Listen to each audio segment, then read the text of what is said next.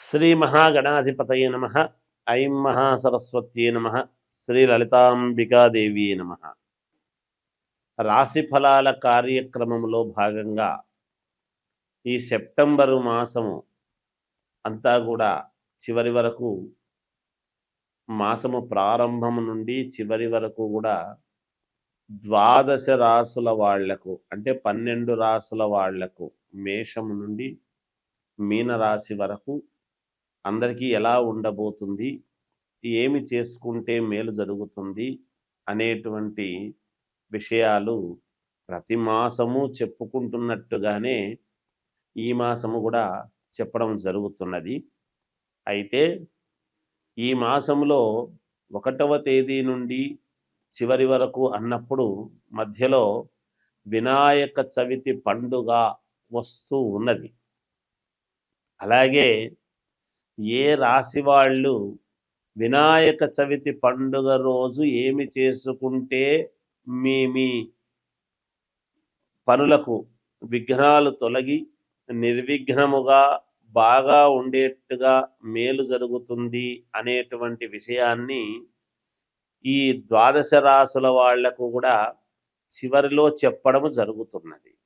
అందువలన అసలు ఎలా ఉండబోతుంది, ఏ రాశి వాళ్లకు, ఏ రాశి వాళ్ళు ఏమి పరిహారము చేసుకుంటే మేలు జరుగుతుంది. వినాయక నవరాత్రులు వస్తున్నాయి. ఈ వినాయక నవరాత్రులలో ఏదో ఒక రోజు, ఏ రోజైనా పర్వాలేదు, ఏమి పాటిస్తే మీకు మేలు జరుగుతుంది. 11 రోజుల లోపల మొదటి రోజే అందరికీ కుదరకపోవచ్చును కదా. కాబట్టి 9 రోజులో, 11 రోజులో లేదా 3 రోజులో జరుగుతుంది. అయితే ఇళ్లల్లో పూజలు చేసుకుంటారు, వినాయక చవితి పూజలు. కానీ వినాయక దేవాలయములో చేసుకునేటువంటి పరిహారం ఏమిటి అనేటువంటిది నేను చెబుతాను. మనం ఏ కార్యక్రమం చేసినా ముందు వినాయకుణ్ణి పూజిస్తాం. అలా మేలు జరగడానికి మీకు తెలియజేస్తున్నాను. పూర్తిగా విని శ్రద్ధగా అవి పాటించండి, తప్పకుండా మీకు విజయము లభిస్తుంది అనేటువంటిది తెలియజేస్తున్నాను. మేషరాశి వారికి ఈ సెప్టెంబరు మాసము అంతా కూడా ఎలా ఉంది అంటే పర్వాలేదు, బాగుంది అనే తెలియజేయాలి. మామూలుగా భాతృ సౌఖ్యము అంటాడు, అంటే అన్నదమ్ముల వలన సౌఖ్యము, సుఖము కలుగుతుంది. అంటే ఏదైనా గతంలో వివాదాలు ఉండినా, లేకపోతే ఒకరు మాట్లాడి ఒకరు మాట్లాడకుండా అలా ఉండినా భీష్మించుకుని వాళ్ళతో కలయిక అనేటువంటిది ఉంటుంది, లేదా ఒకరికొకరు సహకారము అనేటువంటిది ఉంటుంది గాక. అలాగే స్థిరాస్తి పంపకము, ఏదైనా పోట్లాటలు అవి ఇవి ఉండి వివాదాలతో అలాగే ఉండేటువంటి స్థిరాస్తి పంపకాలు చేసుకోవటానికి చాలా అనుకూలముగా ఉన్నది మేషరాశి వాళ్లకు. అలాగే ధనలాభము, ధనము ఎలాగో వచ్చేది ఉంటుంది, అది లాభముగానే ఉంటుంది మీకు. అనుకూలతలు, ఏ పని చేద్దాము అనుకున్నా ఆ పని యందు అనుకూలతలు ఏర్పడతాయి. ఏదైనా సరే ఏదో ఒక పని చేసుకోవాలి అనుకునేటువంటి వాళ్ళు ఉంటారు కదా, సహజం కదా. వాళ్లకు అనుకూలతలు ఏర్పడతాయి.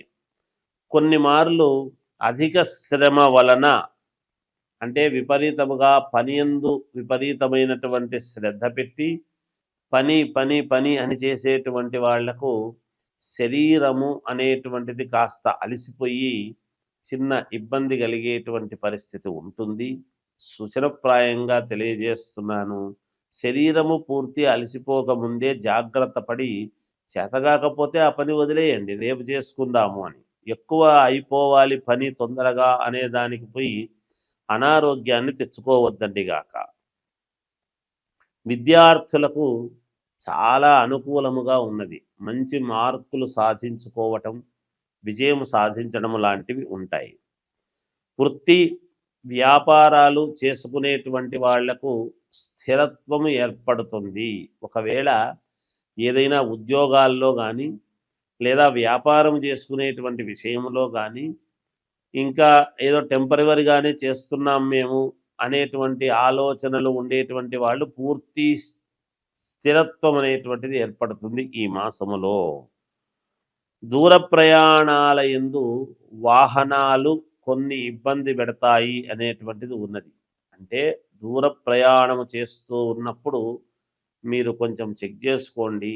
ఏదన్నా మధ్యలో పంక్చర్‌లయ్యి, కాస్త ఇబ్బంది కలిగి, లేదా ఇంకేదన్నా చిన్న అనానుకూలమయ్యి, అంటే చూసుకోకుండా బయలుదేరుతున్నాము అంటే సడెన్‌గా మామూలుగా లోకం ఏముంటుందంటే వెంటనే బాగుంది కదా కార్ అని బయలుదేరుతుంటాం. దాంట్లో ఇంజిన్ ఆయిల్ అవి ఇవి అన్నీ మొత్తం సరిగ్గా ఉన్నాయా లేదా అని ఒకసారి మెకానిక్ చెక్ చేసుకొని బయలుదేరండి. మేలు జరుగుతుంది గాక. అలాగే మామూలుగా ఉద్యోగాలు చేసేటువంటి వాళ్ళు గాని, లేదా పని చేసుకునేటువంటి వాళ్ళు వ్యాపారస్తుల దగ్గర చేసేటువంటి వాళ్ళు గాని, పై అధికారులతో మన్ననలు పొందటం. అంటే కాస్త మెచ్చుకోవడం అనేది జరుగుతుంది గాక మీకు. అలాగే చోర భయం. వాహనాలు గాని అంటే సైకిళ్ళు గాని, స్కూటర్లు గాని ఏవో వాహనాలు కొంచెము దొంగతనము జరుగుతుంది, చోరత్వము కలుగుతుంది అనేటువంటిది ఉన్నది. జాగ్రత్త పడండి. ఏ పెద్ద పెద్దవి ఏమెత్తకపోతారబ్బా అని మనం అనుకోవచ్చు. కానీ ఏవో దుర్మార్గులు ఎవరో వాళ్ళు తీసుకువెళ్ళాలి అనుకునేటువంటి వాళ్ళకు మనమేం చెప్పలేము. అలాగే కాస్త ఏదో చోరత్వము అంటే ఇవి మాత్రమే అని అనుకోవద్దండి. ఇంట్లో దొంగతనాలు గాని, లేదా మీరు ఒక చోట పోయి ఒక చోట మీ పర్స్ పెట్టి మర్చిపోవడము గాని, దాన్ని వెంటనే ఇంకోరు తీసుకెళ్ళడము గాని, ఇలాంటివి ఏవైనా ఉండవచ్చును. ఏదో చోరత్వము జరుగుతుంది అనేటువంటిది తెలుస్తూ ఉన్నది. సరే, ఏది ఏమైనా మీరు ఈ వినాయక చవితి నవరాత్రులలో మీకు మెరుగైనటువంటి ఫలితాలు కావాలి, మేలు జరగాలి అని అనుకునేటువంటి వాళ్ళు మీరు చేయవలసినటువంటిది ఏమిటి అంటే 1.25 కిలో బియ్యము మీరు దానము చెయ్యండి వినాయకుడి గుడిలో. అలాగే ఆకుపచ్చని వస్త్రము ఒకటి దానము చెయ్యండి. మీకు మేలు జరుగుతుంది గాక. జయోస్తు. భాద్రపద మాసము యొక్క విశిష్టత వైశిష్ట్యం ఏమిటి అని మనం ఒక్కసారి చూసుకున్నట్లయితే, శ్రావణ మాసం అయిపోతూనే భాద్రపద మాసము వస్తుంది. భాద్రపద శుద్ధ చవితి వినాయక చవితి. ఆ వినాయక నవరాత్రులు 11 రోజుల 9 రోజుల అనేటువంటిది మనం చేయడం జరుగుతూ ఉన్నది వినాయక నవరాత్రులు. అయితే భాద్రపద మాసము అనంగానే కలవు చండీ వినాయకవు అని. కలియుగములో చండీ అంటే అమ్మవారు పార్వతీదేవి కదా, అందువలన అమ్మవారిది వినాయకవు అన్నాడు. అంటే వినాయకుడు. మనం ఏ కార్యక్రమము చేసినా, ఏ పూజ చేసినా, ఏది తలపెట్టినా ముందు గణపతి పూజ చెయ్యందే, ముందు గణపతి స్మరణ చెయ్యనిదే మనం ఏది చేయటానికి లేదు. ఎందుకంటే దేవతలు కూడా గణపతికి ప్రథమ గణాధిపత్యం అనేటువంటిది ఇచ్చారు. కాబట్టి మనము కార్యము ఏది తలపెట్టినా అది నిర్విఘ్నముగా సాగాలి అంటే అందుకని వినాయకుడి యొక్క మననం మనం చెయ్యాలి.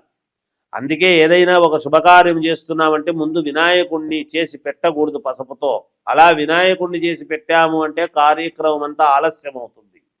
వచ్చి పీటల మీద కూర్చున్న తర్వాతనే ఇంకా వినాయకుడిని చేయడం అనేది జరుగుతుంది. ఇది మనం గుర్తుంచుకోవాలి. చాలామంది పూజారులు కావచ్చు, పౌరోహితులు కావచ్చు ఇది పాటిస్తారు చాలామంది. అలా విఘ్నాలు కలిగించేటువంటి వాడు వినాయకుడే, ఎవరో కాదు. అందుకనే మనము ఎటువంటి విఘ్నాలు లేకుండా నిర్విఘ్నముగా సాగాలి స్వామి అనేటువంటి ఇదితో మనం వినాయకుని పూజలు చేస్తాం. అటువంటి వినాయక నవరాత్రులు అనేటువంటివి మనము జరుపుకుంటూ ఉంటాము ఈ యొక్క ఇదిలో. తర్వాత ఈ నిమజ్జనము అది అయిన తర్వాత వెంటనే మహాలయ పక్షాలు ప్రారంభమవుతాయి 18వ తేదీ నుండి. మహాలయ పక్షాలు అంటే ఆ పక్షమి 15 రోజులు మనం ఏమి చేయడానికి ఉండదు. మహాలయ పక్షాల్లో అంటే పితృకార్యక్రమాలు అవి చేసుకోవటానికి చాలా ఉపయోగపడతాయి. అంటే పొరపాటున గనక మనము ఎప్పుడైనా పితృకర్మలు చేయకపోతే, లేదా పితృదోషాలు ఉండేటువంటి వాళ్లకు వంశపారపర్యముగా మేము ఎంత కష్టపడుతున్నా మాకు బాగా జరగడం లేదు గురువు గారు, ఏమి దోషం ఉందో ఏమో, మా జాతకాల్లో మేము అన్నీ చూపించుకున్నాము, మరి ఎందుకో మేము ముందుకు వెళ్ళలేకపోతున్నాము, మేము ఈ వ్యాపారంలో కలిసి రావడం లేదు, ఈ ఉద్యోగంలో నాకు ఇబ్బందిగా ఉంది లేదా ఇది జరగడం లేదు అని వస్తారు. చాలా మందికి పితృదోషాలు అనేటువంటివి ఉంటాయి. ఈ పితృదోషాలు అనేటువంటివి ఎక్కడి నుంచి వస్తాయంటే మనము చేసేటువంటి పనులు మన పిల్లలకు రావటం అనేటువంటిది జరుగుతుంది. అందుకనే మనము పుణ్యము చేస్తే పుణ్యము పిల్లలకు వస్తుంది. మనం ఏదైనా ఇబ్బందులు చేస్తే ఇబ్బందులు పిల్లలకు వస్తాయి. అది గమనించాలి. అది అలాంటి పితృదోషాలు అవి ఉండి వాటి వలన ఎవరెవరికి ఎటువంటి పితృదోషాలు ఉన్నాయి ఏమిటి అనేటువంటి వాటి పరిహారాలు చేసుకోవటానికి మనము జీవితంలో ముందుకు వెళ్ళటానికి ఆ మహాలయ పక్షం అనేటువంటివి మనకు చాలా వరకు మేలు చేస్తుంది. అటువంటి సమయంలో గనక దోషాలు పోవడానికి గనక మనం చేసుకున్నాము అంటే మన జీవితంలో ఎన్నో కోట్ల రెట్లు మేలు జరిగే అవకాశం ఉంటుంది. ఎప్పటి నుంచో బాధపడుతుండేటువంటి బాధలన్నీ కూడా తొలగిపోయి మేలు చేసుకోవచ్చు. అయితే ఎటువంటి పరిహారాలు గురువుగారు అనవచ్చును. అయితే ఎవరి జాతకాన్ని బట్టి వాళ్ళకు పరిహారాలు ఉంటాయి, ఎవరి స్థితిగతులను బట్టి వాళ్ళకు పరిహారాలు ఉంటాయి. అంటే స్థితిగతులను బట్టి పరిహారాలంటే డబ్బు గురించి అని కాదు, జాతక స్థితిగతులను బట్టి, జాతకములో ఉండేటువంటి నవగ్రహ స్థితిగతులను బట్టి నేను చెబుతున్నాను. ఆస్తిపరుడైతే ఎక్కువ ఉంటుంది, ఆస్తి లేని వాళ్ళకైతే తక్కువ ఉంటుంది అని ఆ ఉద్దేశ్యంతో అనడం లేదు. అంటే ఉన్న గ్రహస్థితులను బట్టి వాటి యొక్క కర్మ ఫలితాలను బట్టి పితృదోషాలు ఎటువంటివి ఉన్నాయి ఏమిటి అనేటువంటిది చూసుకొని ఎటువంటి దోషాలను మనము పోగొట్టుకుంటే మేలు అనేటువంటి దానికి మహాలయ పక్షాలు ఉన్నాయి. ముందు వినాయకుడి యొక్క పూజలు జరుగుతూ ఉన్నాయి, నవరాత్రులు. ఇవి రెండూ కూడా భాద్రపద మాసములో రావటము విశేషం. ఎప్పుడూ కూడా భాద్రపద మాసంలోనే వస్తాయి.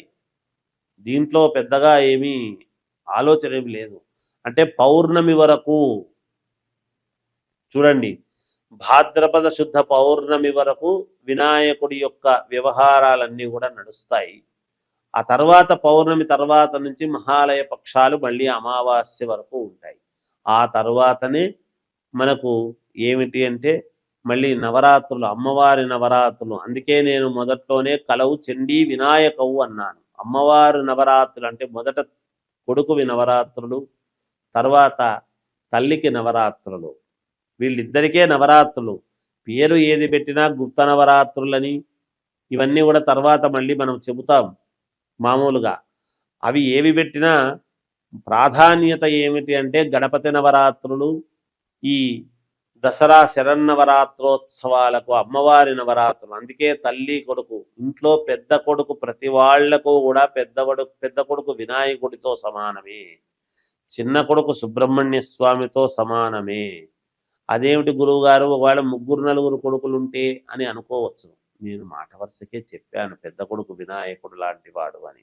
ఎందుకంటే బరువు బాధ్యతలు వినాయకుడికి తెలిసినంతగా ఎవరికి తెలియదు. అందుకని ఆయనకు మనము ఆరాధించడంలోనే మన బరువు బాధ్యతలన్నీ కూడా తొలగాలి, మేలు జరగాలి అని కదా మనం పూజిస్తాం. అందువల్ల చెప్పాను. ఈ భాద్రపద మాసాన్ని అందరూ కూడా సద్వినియోగం చేసుకొని మీకు తగిన తోచిన విధముగా గణపతి నవరాత్రులలో పాల్గొని మీరు ఇది చేసుకోండి. తర్వాత మహాలయ పక్షాలలో మీకు కావాల్సినటువంటి అయ్యగారుల దగ్గరికి వెళ్ళి మీ జాతకాలను చూపించుకొని ఏమైనా పితృదోషాలు ఉంటే ఈ మహాలయ పక్షంలో ఈ 15 రోజులలో అవి పోగొట్టుకునే విధముగా చేసుకోండి. తద్వారా మీ ఎదుగుదలకు మీరే మూర్ధన్యులు కండి, మేలు జరుగుతుంది. జయోస్తు.